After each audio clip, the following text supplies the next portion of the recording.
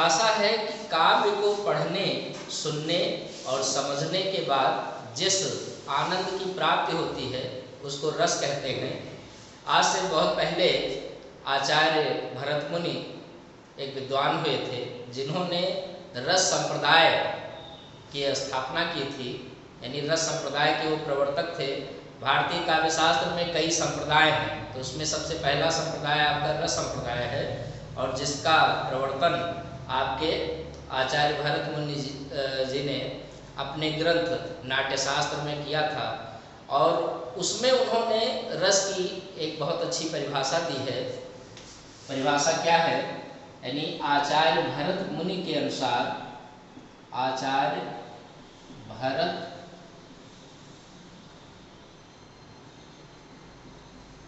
मुनि के अनुसार रस की परिभाषा है रस्यते इति रसः। रस्यते इति रसः, इसका अर्थ क्या है? रस्यते इति रसः का इसका अर्थ है कि जो बहे वह रस है, यानी अर्थात जो बहे वह क्या है? रस है।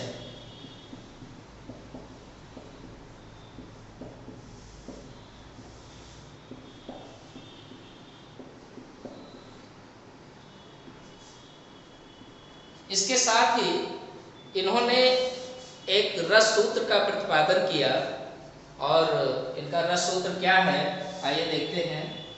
रस सूत्र विभावानुभाव,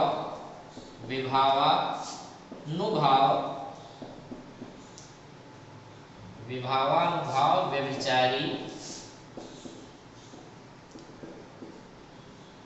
संयोगादृश निष्पत्ति, संयोगादृश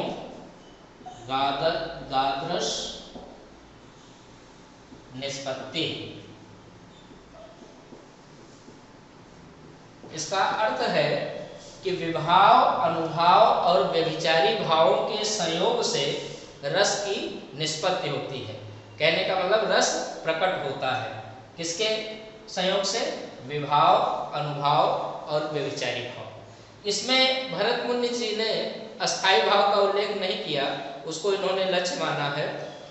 और आइए देखते हैं कि विभाव क्या है, अनुभाव क्या है और व्यभिचारी भाव क्या है।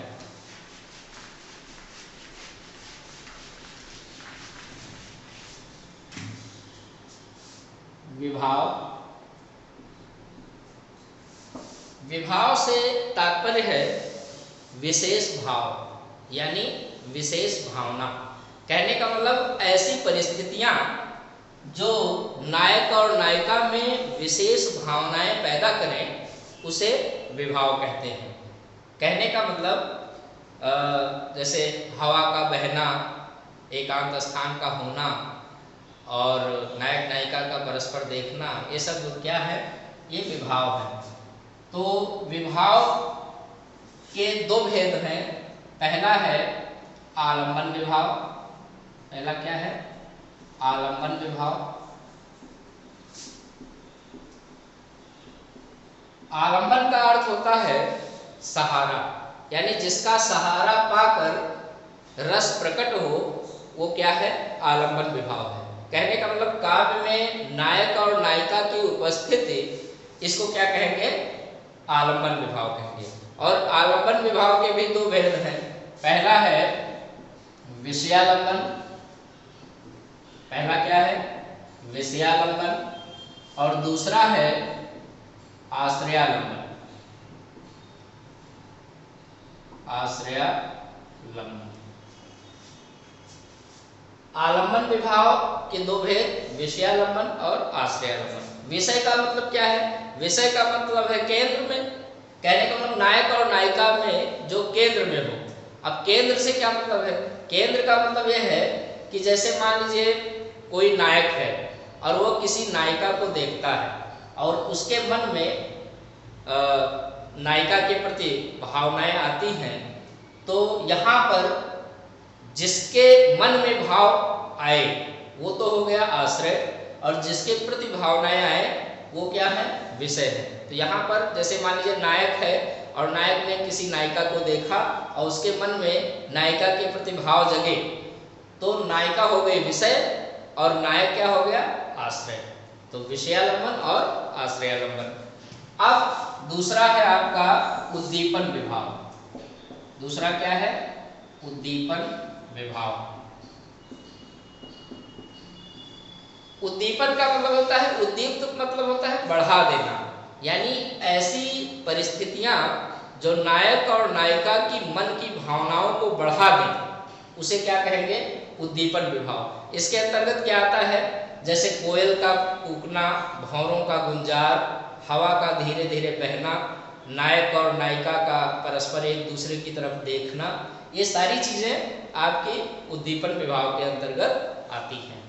अब हम दूसरा है, पहला तो हो गया विभाव और दूसरा है अनुभाव। तो अनु का मतलब पीछे और भाव का मतलब भावना। कहने का मतलब विभाव के बाद वाली जो भावना होती है उसको क्या कहेंगे, अनुभाव। और अनुभाव के 4 भेद हैं। पहला है आपका कायिक। कायिक अनुभाव का मतलब क्या है, कायिक मतलब काया से, काया मतलब शरीर, यानी नायक नायिका एक दूसरे को प्रभावित करने के लिए जो शरीर से प्रतिक्रिया करते हैं उसको क्या कहेंगे, कायिक अनुभाव। जैसे इशारा करना, हाथ हिलाना, ये सब आपका किस में आएगा, कायिक अनुभाव में। दूसरा है वाचिक। वाचिक का अर्थ क्या है, वाचिक का अर्थ है वाणी के द्वारा एक दूसरे को प्रभावित करना। कहने का मतलब जैसे गीत गुनगुनाना या सीटी बजाना, ये सब चीजें किस में आएंगी, आपके वाचिक अनुभाव में। तीसरा है आपका सात्विक या मानसिक। सात्विक या मानसिक। सात्विक का मतलब पवित्र, मानसिक का मतलब मन में। कहने का मतलब कि जब नायक और नायिका के मन की भावनाएं मन में ही रह जाएं, प्रकट न हो पाए, तो वो जो कंडीशन है, वो जो स्थिति है, वो आपकी सात्विक अनुभाव के अंतर्गत आती है। और चौथा है आहार्य। आहार्य का मतलब यह है कि वस्त्रों के द्वारा एक दूसरे को प्रभावित करना, ये क्या कहलाता है, आहार्य अनुभाव।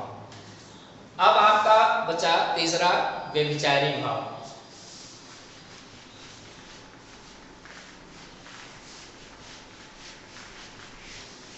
और व्यभिचारी भाव को संचारी भाव भी कहते हैं। संचारी भाव का मतलब यह है कि ऐसा भाव जो थोड़ी देर के लिए नायक और नायिका के चेहरे पर झलक जाए, उसको क्या कहेंगे, व्यभिचारी भाव या संचारी भाव। तो तीसरा है आपका व्यभिचारी भाव,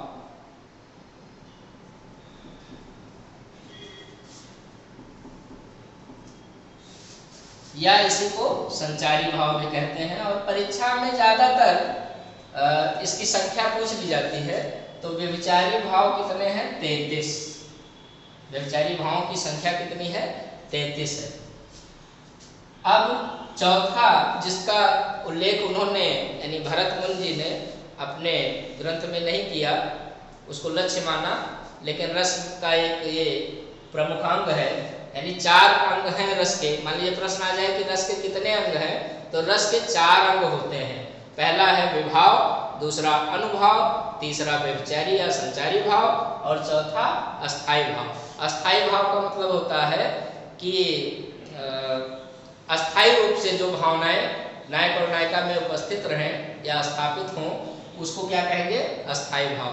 तो हिंदी में अगर संख्या पूछी जाए तो 9 है, रसों की संख्या कितनी है, 9, और अस्थाई भाव भी 9 है।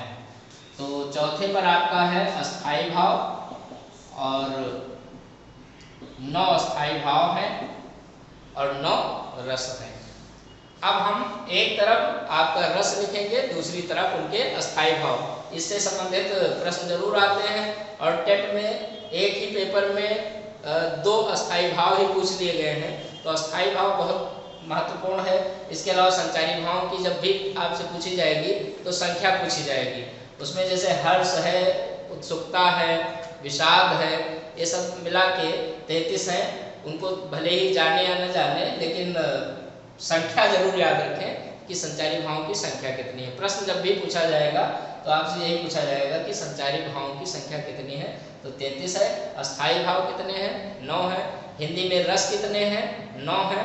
लेकिन आचार्य भरत मुनि रसों की संख्या 9 नहीं मानते, 8 मानते हैं।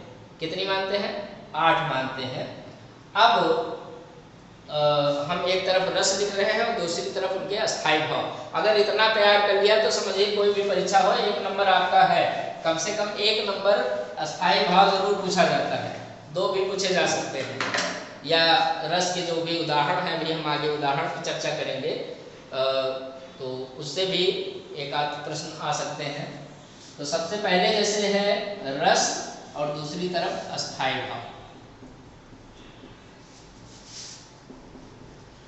सबसे पहला रस है आपका श्रृंगार रस। सबसे पहला कौन सा रस है? श्रृंगार रस। और इसका अस्थाई भाव है रति, यानी प्रेम। दूसरा है, और इसी के 2 भेद हैं श्रृंगार रस के। एक है संयोग। पहला क्या है? संयोग श्रृंगार।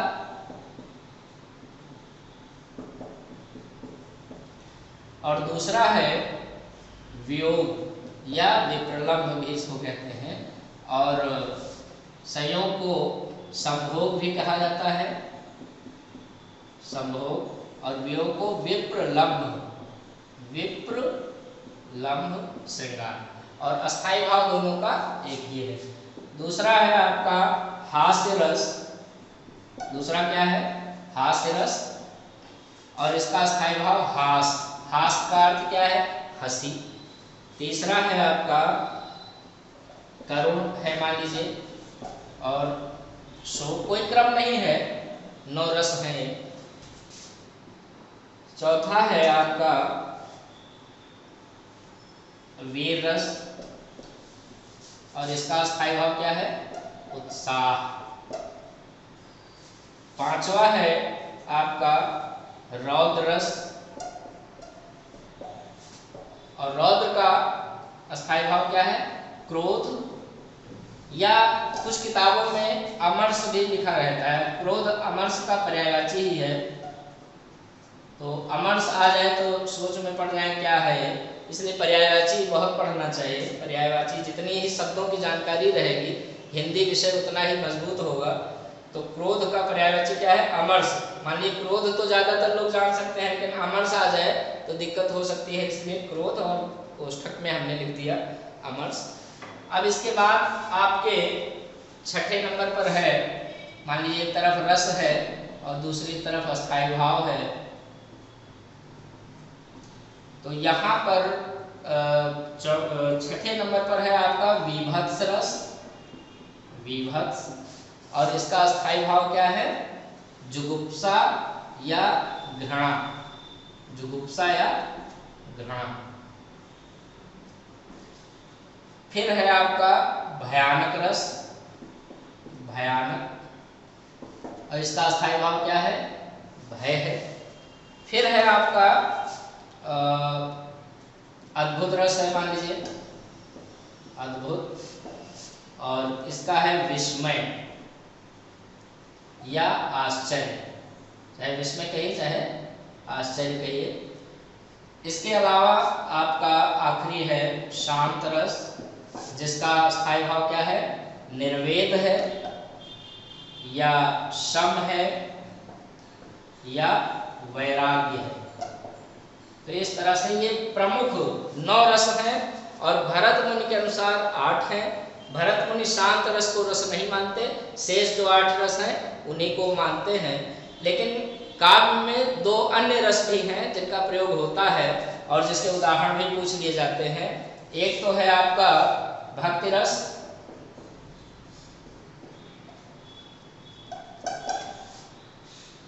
उसका स्थायी भाव क्या है? भगवद विषयक रति। भगवद विषयक रति माने प्रेम। इसके अलावा वात्सल्य। वात्सल्य का अर्थ क्या है?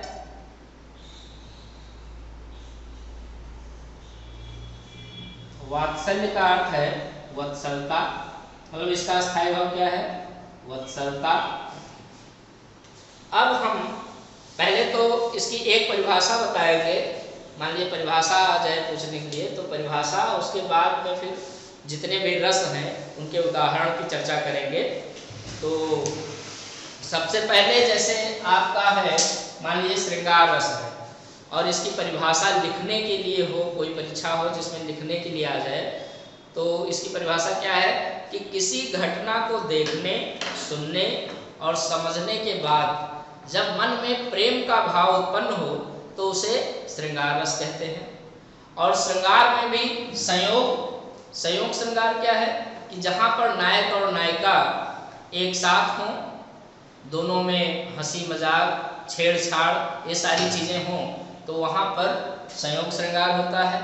दूसरा है वियोग, कहने का मतलब जहाँ पर नायक और नायिका एक दूसरे से दूर हों और मिलने के लिए आतुर हों या तड़प रहे हों, तो वहाँ पर कौन सा जो है रस होता है? वियोग श्रृंगार रस होता है। तीसरा है फिर है आपका, जैसे मान लीजिए हास्य रस है, तो हास्य रस का मतलब क्या है कि जहाँ किसी घटना को देखने, सुनने, समझने के बाद हंसी का भाव पैदा हो उसे हास्य रस कहेंगे। इसी तरह से आप परिभाषा बना सकते हैं। जैसे करुण है तो किसी घटना को देखने, सुनने, समझने के बाद जब मन में शोक का भाव पैदा हो तो वहाँ पर करुण रस होता है। तो इस तरह से आप जितने भी रस हैं उनकी परिभाषा बना सकते हैं। लेकिन यहाँ पर हम इनके उदाहरण की चर्चा करेंगे। तो जैसे संयोग श्रृंगार है, तो संयोग श्रृंगार का एक बहुत ही चर्चित उदाहरण है, जैसे राम को रूप निहारत जानकी, कंकन के नग की परछाई। तो ये क्या है? मान लीजिए ये उदाहरण आ जाए और पूछ लिया जाए इसमें कौन सा रस है, तो इसमें कौन सा रस है? संयोग श्रृंगार रस है। जैसे एक उदाहरण पूछा गया है कि मेरे तो गिरधर गोपाल दूसरों न कोई, और जाके सिर मोर मुकुट मेरोपति सोई। तो ये भी आपका संयोग श्रृंगार का उदाहरण है। दूसरा है आपका वियोग श्रृंगार या विप्रलम्ब श्रृंगार। तो इसमें हमने बताया कि नायक और नायिका एक दूसरे से दूर रहते हैं और मिलने की इच्छा रहती है, आतुरता रहती है। तो यहाँ पर वियोग का उदाहरण, जैसे एक उदाहरण है इसका कि उधव मोह ब्रज बिसरत नाही, हंस सुता की सुंदर कगरी और द्रुमन की छाही। भगवान कृष्ण उद्धव जी से कहते हैं कि उद्धव मोह ब्रज बिसरत नाही। हंस सुता कौन है? हंस सुता की सुंदर कगरी। हंस माने सूर्य, सुता माने पुत्री। सूर्य की पुत्री कौन? यमुना जी। तो यमुना जी का किनारा और पेड़ों की छाया मुझे भूलती नहीं है। तो इस तरह से ये मतलब याद करके और दुखी हो रहे हैं भगवान कृष्ण। यहाँ पर क्या है? वियोग श्रृंगार है।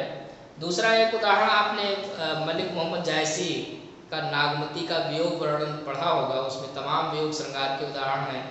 जैसे एक उदाहरण है कि पियू सो कहो संदेशना, हे भौरा हे काग, और सो धन बिरही जर हुई, तेहिक धुआं हम लाग। यह अतिशयोक्तपूर्ण है, लेकिन इसमें जब रस पूछा जाए तो आपका वियोग श्रृंगार है। जैसे एक उदाहरण है, मुझे फूल मत मारो, उर्मिला कहती है, मैं अबला बाला वियोगिनी, कुछ तो दया विचारो। तो भी वियोगजन्य दुख है, इसलिए वहाँ पर क्या है? वियोग श्रृंगार है। तीसरा है आपका मतलब फिर है अगला रस हास्य रस। तो हास्य रस का मतलब क्या है कि कोई कविता पढ़ें या कोई घटना देखें, उससे जब हंसी का भाव पैदा हो जाए तो क्या है? हास्य रस है।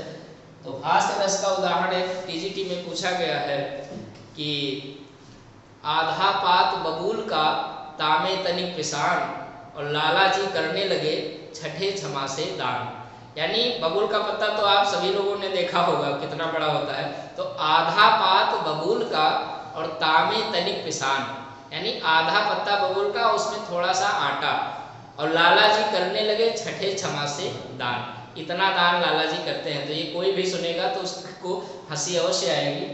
दूसरा एक उदाहरण पूछा जाता है परीक्षाओं में कि विंध्य के वासी उदासी, तपोव्रतधारी महाबिनु नाद दुखारे। यानी है तपस्वी और स्त्री के लिए दुखी हैं, तो इसलिए ये भी हास्यास्पद है। तो इसमें मान लीजिए पूछा जाए कि कौन सा रस है, तो इसमें कौन सा रस है? हास्य रस है। इसके अलावा नारद मोह प्रसंग जो तुलसीदास जी की रामचरितमानस है उसमें है कि पुनि पुनि मुनि उकसह अकुलाही और देख दशा हरगन मुस्काही। कहने का मतलब नारद जी के बारे में है वो, और उसमें जैसे पुनि पुनि मुनि उकसह अकुलाही, नारद जी ने, आप लोगों को हो सकता है नारद मोह प्रसंग याद हो कि भगवान विष्णु से रूप मांगा था तो उन्होंने उनका मुंह बंदर का बना दिया था। वो स्वयंवर में गए तो बार बार वो जानते थे कि हम बड़े सुंदर हैं, तो बार बार वो जो है अपने को दिखाना चाहते हैं, और ये दशा देख करके जो भगवान शंकर जी के दो गण हैं वो मुस्कुरा रहे हैं। तो इसलिए उनकी स्थिति क्या हो गई है? हंसी के पात्र बन गए हैं। और इन पंक्तियों में जब रस पूछा जाए तो आपको क्या बताना है? हास्य रस बताना है। फिर आपका करुण है, तो करुण और वियोग में अंतर है। करुण और वियोग रस में अंतर क्या है? करुण में जैसे कोई अपना सगा संबंधी है, उसकी मृत्यु पर जो रोना विलाप करना ये सब होता है, वो करुण रस के अंतर्गत आता है। और वियोग में जैसे नायक और नायिका दूर हों, उससे जो दुख रहता है उन लोगों को, तो उसमें वियोग श्रृंगार होता है। और करुण में कोई बहुत ही सगा संबंधी उसकी मृत्यु हो जाए तो उससे, कहने का मतलब बहुत ही असहनीय दुख, तो यहाँ पर करुण रस होता है। जैसे निराला जी ने अपनी पुत्री के निधन पर लिखा है सरोज स्मृति में, और वो उदाहरण टीजीटी में पूछा भी गया है कि दुख ही जीवन की कथा रही, क्या कहूँ आज जो नहीं कही। तो यहाँ पर क्या है? करुण रस है। और इसके अलावा एक और उदाहरण है जो लगता श्रृंगार जैसा है, लेकिन वो है आपके करुण रस का। जैसे अभी तो मुकुट बंधा था माथ, हुए कल ही हल्दी के हाथ, खुले भी न थे लाज के बोल, खिले थे चुंबन शून्य कपोल, हाय रुक गया यही संसार, बना सिंदूर अनल अंगार, वाकहत लतिका अति सुकुमार, पड़ी है छिन्नाधार। तो ये भी टीजीटी में पूछा गया है, और ये जो है करुण रस का बड़ा सुंदर उदाहरण है। इसके अलावा वीर रस है, तो वीर रस का मतलब क्या है कि जिसमें उत्साह का भाव पैदा हो, है ना। किसी घटना को देखने सुनने समझने के बाद जब मन में उत्साह का भाव पैदा हो, कहने का मतलब भुजाओं का बार बार उठना, तो ये सब चीज़ें क्या हैं? वीर रस की पहचान है। तो वीर रस में जैसे आपने बचपन से ही सुनते आ रहे होंगे कि वीर तुम बढ़े चलो, धीर तुम बढ़े चलो, सामने पहाड़ हो सिंह की दहाड़ हो, है। दूसरा क्या है? बुंदे ले हर बोलो के मुँह हमने सुनी कहानी थी, खूब लड़ी मर्दानी हो तो झांसी वाली रानी थी। और राणा प्रताप के बारे में है कि इस तरह भभकता राणा था, मानो सर्पों में गरुड़ पड़ा। या वीर रस का एक उदाहरण जयद्रथ में है कि कर में मुझे तुम शस्त्र देकर फिर दिखाओ वीरता, देखूं तुम्हारी मैं अभी गंभीरता और धीरता। तो ये भी क्या है? वीर रस का उदाहरण है। और रौद्र रस, वीर रस और रौद्र रस में अंतर क्या है कि वीर रस में उत्साह का भाव पैदा होता है, भुजाओं का बार बार उठना, और इसमें रौद्र में क्रोध का भाव पैदा हो, वो क्या है? रौद्र रस है। तो क्रोध में क्या होता है कि आंखें लाल पीली हो जाती हैं, भौहें तन जाती हैं, मुट्ठी जो है कस जाती हैं, दांत पीसने लगता है आदमी। तो इस तरह से ये जो जब कंडीशन आती है, ये स्थिति जब आती है, तो वहाँ पर रौद्र रस होता है। जैसे आपने वो लक्ष्मण और परशुराम संवाद में पढ़ा होगा कि रे बालक काल वश बोलत तो न संहार, और धनु ही सम त्रिपुरारि धन विदित सकल संसार। या एक उदाहरण पूछा गया है टीजीटी में कि इस काल मारे क्रोध के, तन कांपने उनका लगा, मानो हृदय के मानो हवा के जोर से सोता हुआ सागर जगा। तो इसमें क्रोध शब्द ही आ गया है, तो इससे आप पहचान लेंगे कि रौद्र रस क्या है। फिर आपका एक रस है विभत्स रस। देखिए, रस में श्रृंगार रस को सभी रसों का राजा माना जाता है। सभी रसों का राजा कौन सा, यानी रसराज कौन सा रस है? तो क्या है? श्रृंगार रस है। और सभी रसों का दास कौन सा रस है? मान लीजिए ये प्रश्न आए तो सभी रसों का दास आपका विभत्स रस है। और इसकी परिभाषा क्या है कि जहाँ किसी घटना को देखने सुनने समझने के बाद मन में घृणा का भाव पैदा हो, घिन लगने लगे, तो वहाँ पर क्या है, विभत्स रस है। विभत्स रस का एक उदाहरण मैं पढ़ रहा हूँ, आप लोग सुनिए। जैसे है कि फाड़ नखन सौ आतड़िन और रुधिर मवाद निकार, लेपति अपने मुखन पे हरस प्रेत गण नार। तो जहाँ पर पंक्तियाँ सुनते ही घिन लगने लगे तो समझ जाइए कि वो क्या है, विभत्स रस है। इसका एक ही उदाहरण बताऊंगा, बाकी आप समझ जाएंगे। भयानक रस है जैसे, तो भयानक का क्या है कि जहाँ भय का भाव पैदा हो। इसका जूनियर टेट में पूछा गया है, एक उदाहरण है। कौन सा है कि एक ओर अजगरह लखी और एक ओर मृगराय, विकल बटोही बीच ही पर्यो मूर्छा खाए। तो यहाँ पर भय का वातावरण पैदा हुआ। तो यहाँ पर कौन सा रस है, भयानक रस है। जैसे आपने सुना होगा पंक्तियाँ, बालधि विशाल विकराल ज्वाल जाल मानो, लंक लेलिबे को काल रसना पसारी है। और इसके अलावा इधर गरजती सिद्ध लहरियाँ कुटिल काल के जालों सी, चली आ रही फेन उगलती फन फैलाए व्यालों सी। तो ये एक उदाहरण, ये बड़ा सुंदर उदाहरण है। और ये 3 उदाहरण है, प्रायः पूछे जाते हैं परीक्षाओं में। जो मैं उदाहरण बता रहा हूँ ये अगर याद है तो किसी न किसी परीक्षा में ये मिलेंगे अवश्य। बहुत ही चर्चित उदाहरण है। आपको जो भी सामान्य हिंदी की किताबें हैं उसमें आपको ये सब उदाहरण मिल जाएंगे। और प्रायः यही चर्चित उदाहरण पूछे भी जाते हैं। वैसे तो उदाहरण भरे पड़े हैं काव्य में, लेकिन मैं उन्हीं की चर्चा करता हूँ ज़्यादातर, जो परीक्षाओं में आप लोगों को आसानी से मिल जाए। आप जब भी कोई पेपर उठाएंगे तो उसमें जो उदाहरण हम बोल रहे हैं वो आपको अवश्य मिलेंगे। फिर आपका है अद्भुत रस। तो अद्भुत रस का मतलब क्या है कि जहाँ पर आश्चर्य का भाव पैदा हो वहाँ पर अद्भुत रस होता है। जैसे एक उदाहरण है कि अखिल भुवन चर अचर सब, हरि मुख में लखिमात, और चकित भई गदगद वचन, दृढ़ विकसित पुलकात। कहने का मतलब ये है कि जसोदा जी ने जब भगवान कृष्ण के मुंह में देखा कि अखिल भुवन यानी संपूर्ण लोग, चर अचर सब जड़ और चेतन सभी, अखिल भुवन चर अचर सब हरि मुख में लखिमात, और चकित भई ये सब देखा तो आश्चर्यचकित हो गई, गदगद वचन वाणी उसकी भारी हो गई, और दृढ़ विकसित पुलकात मारे आश्चर्य के उसकी आंखें यानी यशोदा जी की आंखें निकल आई। तो यहाँ पर क्या है, अद्भुत रस। जैसे एक है कबीर दास जी का कि ठाढ़ा सिंह चरावे गाय, और पहले पूत पीछे भई माई, चेला के गुरु लागे पाई। तो ये भी पंक्ति सुनने से आश्चर्य का भाव पैदा होता है। फिर आपका है शांत रस। तो शांत रस में क्या होता है कि जहाँ पर इस संसार से या इस शरीर के प्रति मोह भंग हो जाए, मतलब वैराग्य की भावना आ जाए, वहाँ पर कौन सा रस होता है, शांत रस। जैसे एक उदाहरण है जो आया भी है परीक्षा में कि मन रे तन कागद का पुतला, लागे बूंद बिनस जाए छिन में, गर्व करे क्यों इतना। या एक उदाहरण और है कि अबलो नसानी अब ना नशे हों। तो ये 2 उदाहरण बहुत ही चर्चित हैं। और इस 21 रस के उदाहरण है, शांत रस के उदाहरण है। फिर आपका भक्ति रस है। तो भगवत विषयक रहती यानी भगवान से संबंधित जो प्रेम होता है उसको भक्ति रस कहते हैं।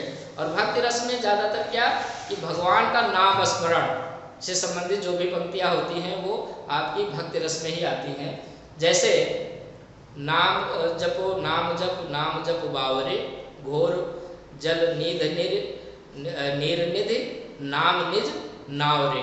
ये क्या है, भक्ति रस का उदाहरण है। जैसे जाओ कहाँ तज चरण तुम्हारे, और काको नाम पतित अति पावन, को अति दीन प्यारे। काको नाम पतित जग पावन और को अति दीन प्यारे। तो ये भी क्या है, भक्ति रस का उदाहरण है। और वात्सल्य रस के तो उदाहरण सूरदास जी के जो शुभ सागर है उसमें भरे पड़े हैं।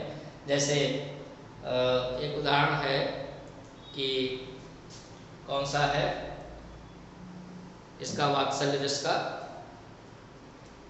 कि ठुमुक चलत रामचंद्र बाजत पैजनिया। ये तो खैर तुलसीदास जी का है। और एक सूरदास जी का भी चर्चित उदाहरण है इसका। जैसे इसके बाद आपका अगला रस है वात्सल्य रस। और वात्सल्य रस के उदाहरण सूरसागर में भरे पड़े हैं। एक उदाहरण है, जसोदा हरि पालने झुलावे, हल रावे दुलराय मल्हावे, जोय सोय कछु गावे। ये उदाहरण पूछा भी गया है परीक्षाओं में। इसके अलावा एक है जैसे ठुमुक चलत रामचंद्र बाजत पैजनिया।